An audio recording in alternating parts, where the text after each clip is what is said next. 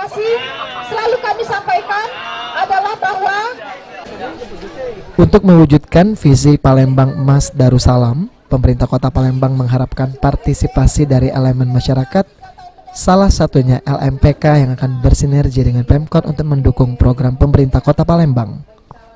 Masukan dan saran dari LPMK kepada lurah ini akan menjadi pertimbangan untuk merencanakan pembangunan di Kota Palembang.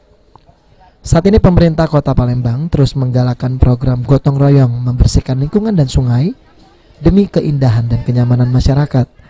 Untuk mewujudkan Kota Palembang Darussalam, pemerintah Kota Palembang juga terus memakmurkan masjid dengan subuh berjamaah.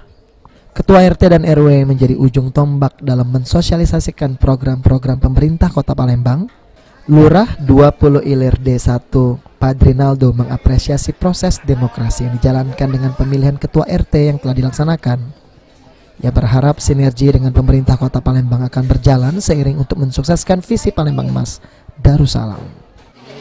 Kelurahan 20 Ilir 1 memastikan pemilihan RT di kelurahan kami ini adalah pemilihan RT yang terakhir, dan alhamdulillah semuanya berjalan dengan lancar sesuai dengan pesta demokrasi, sesuai dengan aturan yang kita sepakati bersama, dan kami mengucapkan selamat kepada Ketua RT yang terpilih, dan apabila Ketua RT yang lama itu tidak terpilih lagi, jangan menyesal, karena untuk membangun kota kita ini tidak harus menjadi Ketua RT maupun Ketua RW. Jadi kami tetap menjadikan bapak-bapak dan ibu-ibu yang tidak terpilih untuk menjadi tokoh masyarakat, tokoh agama yang membantu kami dalam hal membangun kelurahan ini supaya kelurahan ini menjadi lebih baik dan dapat mensukseskan program pemerintah Kota Palembang.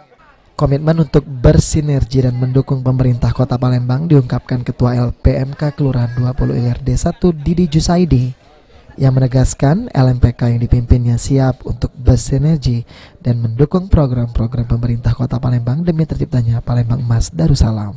Ketua LPMK ini telah mewujudkan membantu kelurahan untuk pemilihan RT, RW sekelurahan, dan pada hari ini adalah ke-40 dari RT yang ada, 10 RW yang ada di kelurahan.